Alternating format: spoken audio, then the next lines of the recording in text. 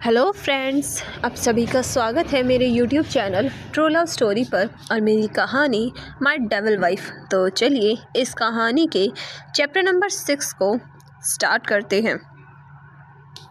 Chapter number 6, Priyanka के परिवार से पहली मुलाकात कृष्ण की। कृष्ण और प्रियंका दोनों दरवाजे के सामने खड़े थे। तभी एक बॉडीगार्ड दरवाज़ा खोलता है और वो दोनों अंदर जाते हैं। जब वो पहला कदम रखते हैं तब कृष्ण देखता है नौकरों की एक लंबी कतार, जिसमें एक तरफ महिलाएं और दूसरी तरफ पुरुष खड़े थे। उनका सर नीचे की तरफ झुका हुआ था। ये उनके सम्मान के लिए था। कृष्ण इस परिवार का नया सदस्य है जिसका सम्मान इन्हें करना होगा। ये इस बात से इनकार नहीं कर सकते। कृष्ण तो ये सब देखकर हैरान था। वो पहली बार ऐसा कुछ देख रहा था। जब वो उन सबको पार करते हुए अंदर जाता है तो वहाँ प्रियंका के दादाजी और उनके माता पिता, उसकी दोनों बुआ भी वहीं पर खड़ी थी। साथ ही प्रियंका का छोटा भाई भी था, जिन्हें देखकर कृष्ण थोड़ा घबरा जाता है। जब उसे पता चला कि उसे प्रियंका के परिवार से मिलना है तो उसे नहीं पता कि वो लोग कैसे हैं, लेकिन उसने दूर दूर तक ये नहीं सोचा था कि वो लोग इतने ज़्यादा पावरफुल होंगे और ये सोचकर वो थोड़ा घबरा जाता है। लेकिन जब वो अपने साथ चल रही लड़की को देखता है तो उसकी आंखों में कोई भाव नहीं थे। प्रियंका अपने चेहरे से मास्क को हटाती है और अपनी नज़रें उठाकर अपने दादाजी को देखती है, जो अभी भी अपने हेड चेयर पर बैठे हुए थे। उसके हाथ में एक स्टिक थी जिस पर शेर का मुंह बना हुआ था, जो शायद उनकी ताकत दिखा रहा था। कृष्ण उनके सामने खड़ा था। वो थोड़ा घबराया गया था और उसकी नज़रें दादाजी, जिनका नाम राजीव सिंघानिया था, वह इस पूरे परिवार के राजा थे, जिनकी मर्जी के खिलाफ कोई नहीं चाहता। उन्होंने इस परिवार को जोड़ कर रखा। उनके पास उनके दाई तरफ उनका बेटा महेश सिंघानिया और उनकी बहू समीक्षा सिंघानिया, और उनके बाई तरफ उनकी दोनों बेटियां, बड़ी बेटी रुद्राक्षी सिंघानिया, जो कि सीएम के पद से रिटायर है, जिनका ताकत और उनका राज आज भी है। उनके एक इशारे पर तख्ता पलट हो जाता है।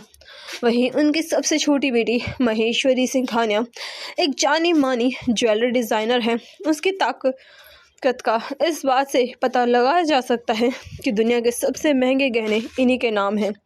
ये है राजीव सिंघानिया के तीन बच्चे। वहीं उनके बेटे के भी 3 बच्चे हैं। उनका बड़ा पोता एक बड़ा नेता है। वो भी अपनी बुआ की तरह ऐसा करता है मानो राजनीति इनके इशारों पर नाचती हो। वहीं उनकी दूसरी पोती, जो कि उनके बेटे की दूसरी नंबर की बेटी, अपने पिता और दादाजी की तरह एक बिजनेस वूमन है, और वो भी किसी से कम नहीं। उनका सबसे छोटा पोता एक विद्यार्थी के साथ ही वो एक अध्यापक भी है। इन सब बातों से इस परिवार की ताकत का हम सिर्फ अंदाज़ा लगा सकते हैं। इस समय कृष्ण राजेश सिंघानिया, जो प्रियंका के दादाजी भी हैं, वो उसे देखकर एक प्यारी सी मुस्कान देते हैं और बड़े ही प्यार से कहते हैं, कृष्ण बेटा, तुम्हारा हमारे परिवार में स्वागत है। मुझे आशा है कि तुम हमारे साथ मिलकर खुशी खुशी रहोगे। इतना कहकर वो उसका कंधा धीरे से थपथपाते हैं और फिर उनकी नज़र अपनी पोती पर जाती है और वो उसे देखकर एक प्यारी सी मुस्कान देते हैं। तभी प्रियंका की माँ समीक्षा सिंघानिया भी कृष्ण का स्वागत करती है। कृष्ण को लगा था कि यहाँ उसे कोई पसंद नहीं करेगा, लेकिन यहाँ तो सब ने उसका खुले दिल से स्वागत किया। वो सबको देख रहा था कि तभी उसकी नज़र प्रियंका पर जाती है। उसने अब मास्क नहीं लगा रखा था और अब उसका चेहरा बिल्कुल साफ साफ दिख रहा था।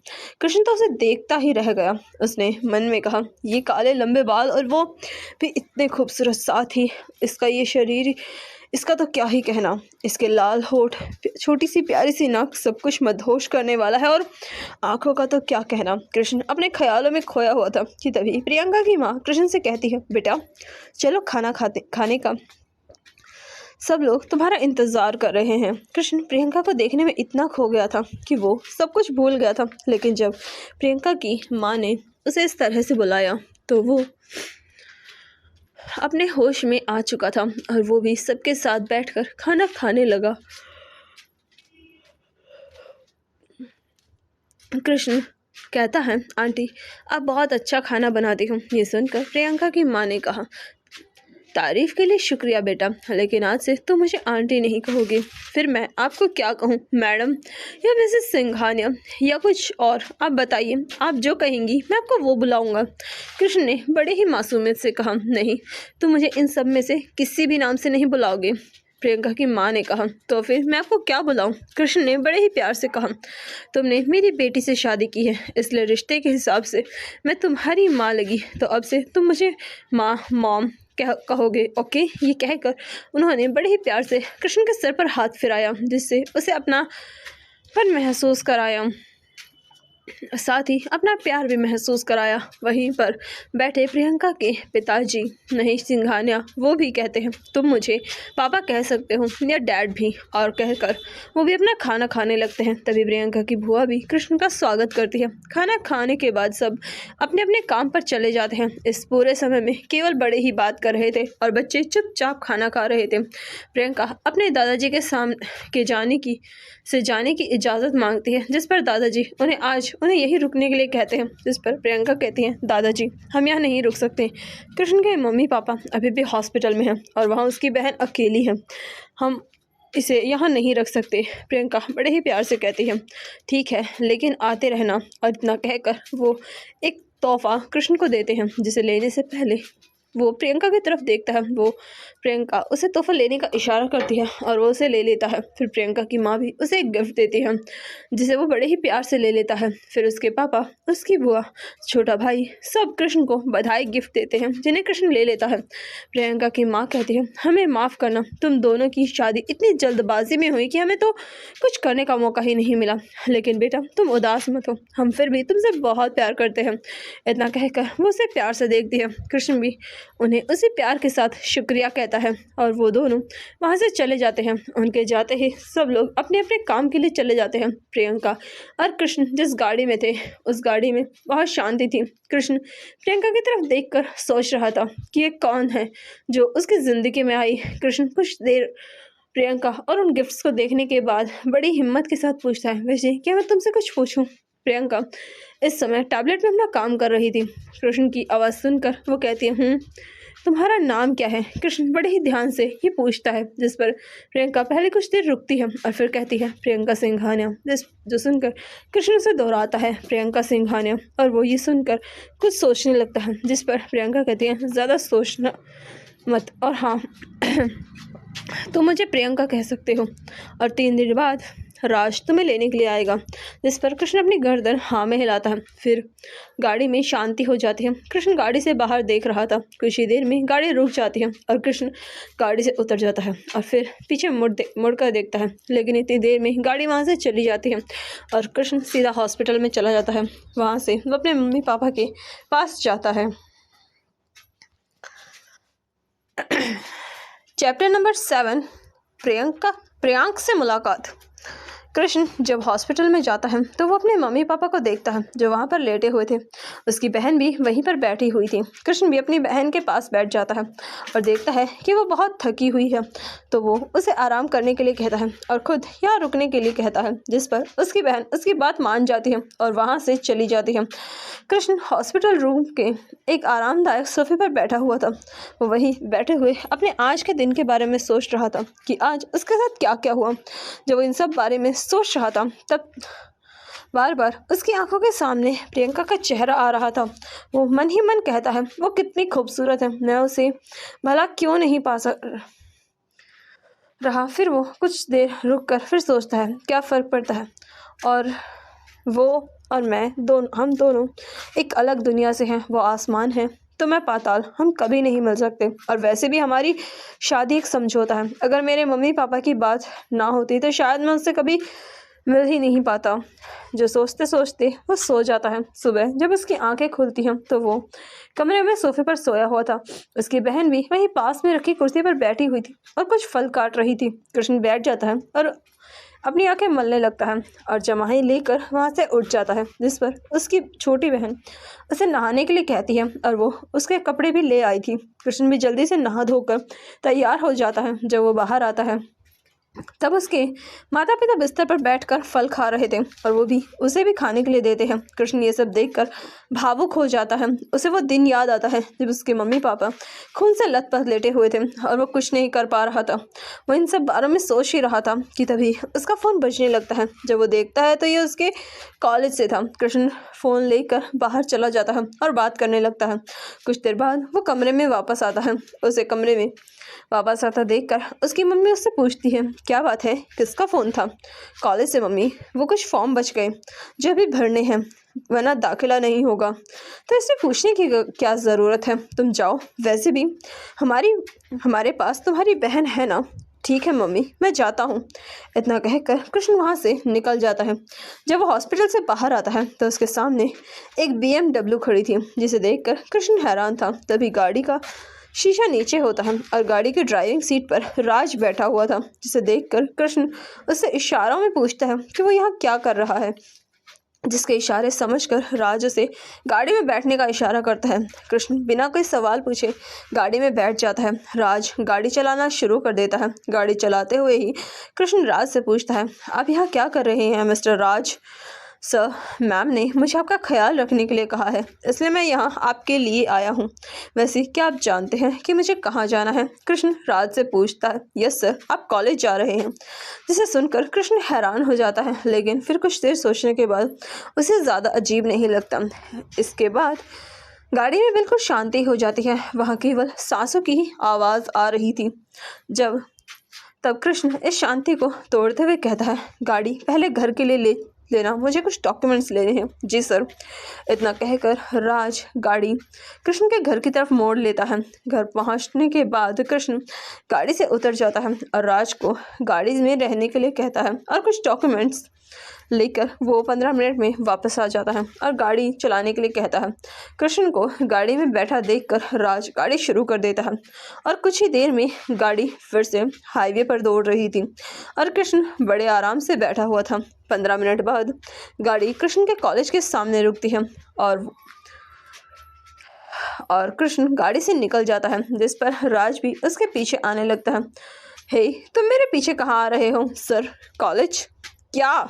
जाओ, जाकर गाड़ी में बैठो, मेरा पीछा आने की कोई ज़रूरत नहीं। लेकिन सर, लेकिन कुछ नहीं, जाकर गाड़ी में बैठो, मैं अकेले ही जाऊंगा और मैं जल्दी ही वापस आ जाऊंगा। इतना कहकर कृष्ण बिना राज की बात सुने कॉलेज के अंदर भाग जाता है और राज भी जाकर गाड़ी के पास खड़ा हो जाता है। कृष्ण कॉलेज में जाता है तो वो देखता है कॉलेज बहुत बड़ा और यहाँ पर बहुत से खूबसूरत बगीचे भी हैं। उनमें बेहद सुंदर सुंदर फूल लगे हुए हैं। कृष्ण बगीचे से होते हुए प्रिंसिपल ऑफिस की तरफ जा रहा था, लेकिन उसे पता ही नहीं था कि ऑफिस कहाँ पर है। कुछ देर जाने के बाद वो रास्ता भी भूल जाता है। तब वो एक स्टूडेंट से पूछता है, हे, क्या आप बता सकते हैं प्रिंसिपल ऑफिस कहाँ पर है? यहाँ से सीधा जाकर दाएँ तरफ जाकर वहाँ से कुछ 5 कमरे के बाद बाईं तरफ, फिर छठे कमरे में के बाईं तरफ वाले रास्ते के सबसे आखिरी कमरा प्रिंसिपल ऑफिस है। इतना कहकर वो स्टूडेंट वहाँ से चला जाता है। कृष्ण उसके बताए अनुसार जाता है और वो वहाँ से प्रिंसिपल ऑफिस पहुँच जाता है। कुछ देर प्रिंसिपल सर से बात करने के बाद कृष्ण वहाँ से सीधा बाहर की तरफ जाने लगता है, लेकिन तभी वो किसी से टकरा जाता है। जब वो उठकर देखता है तो ये प्रियंका का छोटा भाई था, जो यहाँ प्रोफेसर है। जब कृष्ण इससे टकराता तो वो कुछ देर तो उसे एकटक देखता ही रहता था।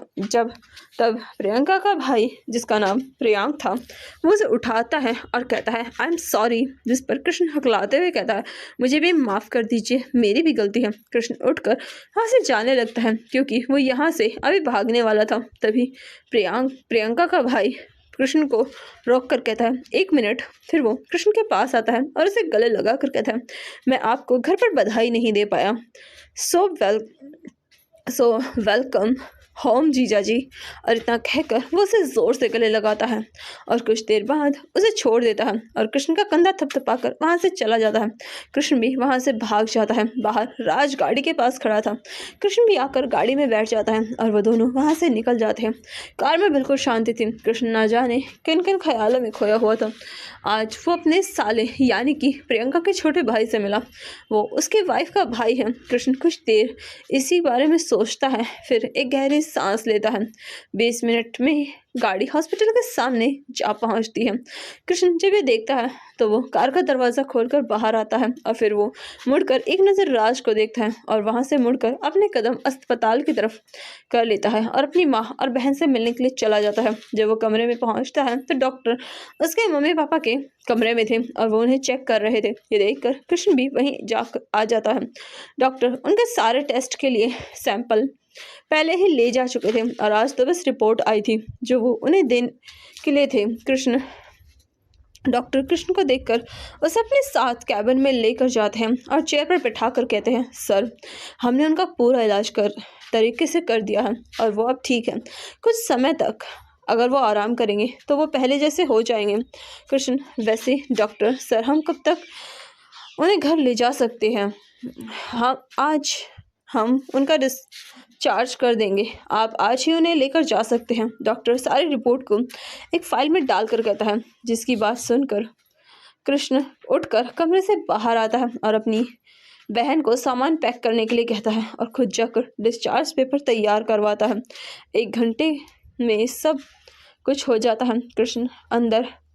कृष्ण जब अंदर कमरे में जाता है तब उसके मम्मी पापा बेड पर बैठे हुए थे और उनके हाथ में फ्रैक्चर था, उसके पापा के कंधे में, जो अब कुछ हद तक ठीक हो गया था। कृष्ण उनका सामान लेकर लिफ्ट से नीचे आता है। उसके मम्मी पापा भी साथ में थे। जब वो नीचे आता है तो बाहर पहले से ही एक टैक्सी खड़ी थी, जिसे देखकर कृष्ण कंफ्यूज हो जाता है। तब उसके फ़ोन पर टिंग की आवाज़ आती है, जो मैसेज की आवाज़ थी। कृष्ण जब फ़ोन देखता है तो उसे राज का मैसेज मिलता है जो कह रहा था, सर कार आपको घर तक छोड़ देगी। ये देखकर कृष्ण पहले तो हैरान होता है, लेकिन कुछ ही देर में वो होश में भी आ जाता है और कार में सामान रखने लगता है, जिससे ड्राइवर उसकी मदद करता है और सब लोग टैक्सी में बैठकर अस्पताल के लिए चले जाते हैं। कृष्ण की माँ अस्पताल को ज़्यादा देखकर कहती है, कितना सुंदर अस्पताल है, जिस पर सब अपनी आंखें घुमाते हैं। 20 मिनट तक टैक्सी में बेकार की बातें करने के बाद सब लोग घर पहुंच जाते हैं और फिर सारा सामान लेकर घर के अंदर चले जाते हैं।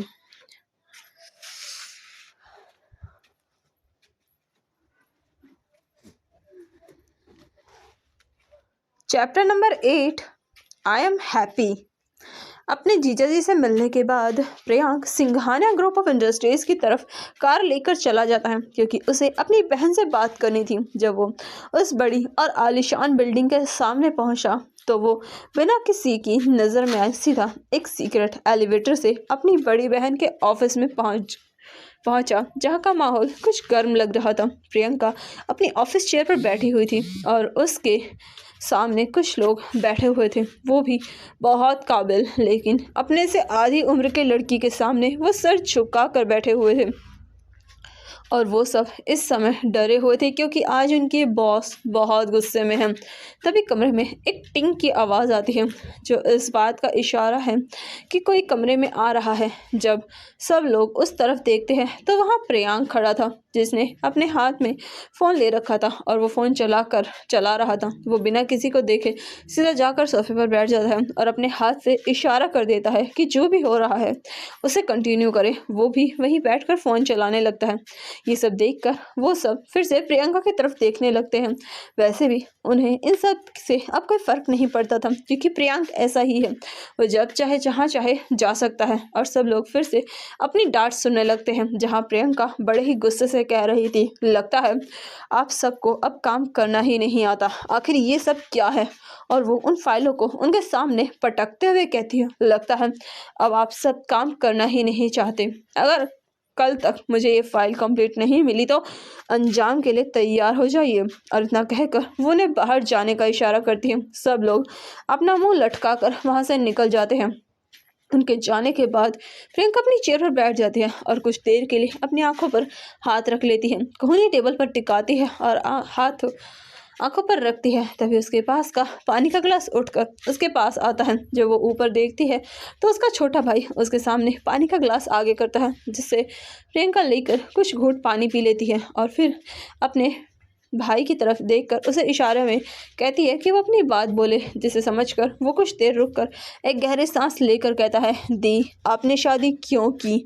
आप तो शादी करना ही नहीं चाहती थी, तो फिर आपने इतना बड़ा फैसला ऐसे कैसे ले लिया? जिस पर प्रियंका कुछ नहीं कहती और लैपटॉप पर अपनी उंगलियां चलाने लगती है, जिसे देखकर प्रियांक थोड़ा गंभीर होकर कहता है, दी आपने शादी की है, मैं नहीं जानता क्यों, किस लिए, लेकिन एक बात मैं आपको बताना चाहता हूँ, वो लड़का बहुत मासूम है और वो हमारी इस फैमिली में नहीं रह पाएगा, और अब आप उसे इन सबके बीच ले आई हूँ, तो आपको ही उसे हर खतरे से बचाना होगा। उसकी सारी बातें सुनकर भी प्रियंका के चेहरे के भाव बिल्कुल नहीं बदलते और वो अपने लैपटॉप पर काम करती रहती है, जिसे यूँ देखकर प्रियांक अपनी जगह से उठकर जाने लगता है और एलिवेटर तक जाकर वो पलटकर कहता है, दी मैं आज उससे मिला था कॉलेज में, दी वो बहुत मासूम है, मुझे यकीन है आप उसे उन सब से बचाओगी। और इतना कहकर वो एलिवेटर का बटन दबाकर वहाँ से चला जाता है। उसके जाने के बाद प्रियंका अपनी नज़रें लैपटॉप से हटाकर बिना कुछ कहे उस खिड़की से बाहर देखने लगती है और वो अपने पास से एक फ़ाइल निकालती है जिस पर कृष्ण लिखा हुआ था।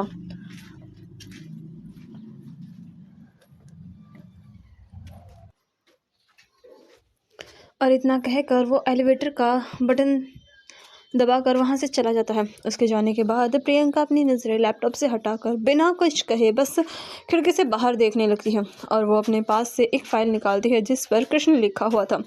कुछ देर उस फाइल को देखने के बाद वो एक डीप ब्रेथ लेती है और कुछ देर के लिए उस कमरे में बिल्कुल शांति हो जाती है।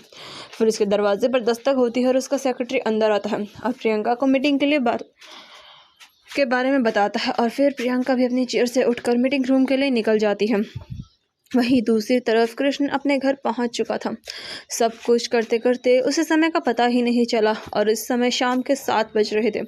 कृष्ण अपने मम्मी पापा के पास बैठा हुआ था ताकि अगर उन्हें कुछ चाहिए तो वो उन्हें दे सके। साथ ही वो अपना फ़ोन चला रहा था। कुछ देर बाद उसकी बहन उससे आवाज़ लगाती है कि खाना बन गया है, जिसे सुनकर कृष्ण अपनी जगह से उठकर उसके लिए खाना लाता है और उन्हें बड़े ही प्यार से अपने हाथों से खाना खिलाता है, क्योंकि उसके मम्मी पापा के हाथों में अभी भी चोट लगी हुई थी। उन्हें खाना खिलाने के बाद वो बर्तन रखने के लिए जाता है और वहाँ से जब वो बाहर आता है तो बाहर उनका पड़ोसी बैठा हुआ था और उनका हालचाल पूछ रहा था। साथ ही उनके बेटे की बड़ाई भी कर रहा था कि इतने कम उम्र में भी उसने उनका इलाज इतने अच्छे अस्पताल में कराया। जिनकी बातें सुनकर कृष्ण के मम्मी पापा तो बहुत खुश थे, लेकिन जब कृष्ण उनकी बातें सुनता है कि उसने तो परसों प्रियंका के घर जाना होगा और उससे वहाँ जाने के लिए कुछ तो कहना होगा। जब वो इतना सब कुछ सोच रहा था तब तक बाहर उनकी एक पड़ोसन जिनका नाम परमीला कहती है, अरे आप लोग तो कितने खुशकिस्मत हैं जो इतना होनहार बेटा मिला, जो इतनी मुश्किल समय में भी डट कर खड़ा रहा, किसी के सामने हाथ नहीं फैलाए। हाँ, किसी के सामने बताओ, क्या इतना होनहार बेटा है किसी का इस पूरे मोहल्ले में? अरे हाँ, तुम बिल्कुल सच कह रही हो। हाँ माँ, कितना अच्छा बेटा है। आपने बिल्कुल सही कहा, बेटा तो बहुत होनहार है, लेकिन बुरा मत मानना बहन, लेकिन मैंने सुना कि बहुत पैसे लगे। लेकिन इतने सारे पैसे लाया कहाँ से? कहीं कोई गलत काम? इतना कहकर वो औरत चुप बीच में ही रुक जाती है, जिस पर कृष्ण की माँ कहते हैं, अरे ऐसा नहीं है, वो ये पैसे उसने उसके एक दोस्त से लिए। ओह ऐसा क्या? हाँ बिल्कुल, मेरा बेटा कोई गलत काम करेगा? बिल्कुल नहीं, मेरी परवरिश ऐसे बिल्कुल नहीं है। हाँ बिल्कुल, हमारा ही तो बच्चा है। वहीं दूसरी तरफ कृष्ण की बहन जब खाना बनाकर खाना खा रही थी और खाना खाकर वो भी अपने मम्मी पापा को यूं लोगों से बात करता देखती है तो वो अपने बड़े भाई से कहती है, भाई आई एम हैप्पी। और इतना कहकर वो अपने मम्मी पापा को देखकर मुस्कुराने लगती है और उनके पास चली जाती है। वहीं सब को जाते जाते रात के 9 बज जाते हैं और सब लोग थक हार कर सोने के लग जाते हैं। कृष्ण अपने कमरे में था और वो बहुत कुछ सोच रहा था, जिसके बाद वो अपने आप को शांत करता है और कहता है, कृष्ण तो खुद को क्यों परेशान कर रहा है? अब ज़्यादा मत सोच और सो जा, जो होगा अच्छा होगा, और वैसे भी तेरे पास एक दिन है, ठीक है? फिर सो जा। अबे जा, ओ सो जा यार, नींद ही नहीं आ रही। अबे यार। और ऐसे ही करते हुए ही वो सो जाता है। वहीं दूसरी तरफ प्रियंका अपना काम ख़त्म करके अपने घर जाती है और अपने कपड़े बदल कर वो एक ट्राउज़र और उस पर वाइट टी शर्ट पहनती है और जाकर अपना खाना खाती है। ये जगह बहुत सुंदर है लेकिन बहुत शांत भी।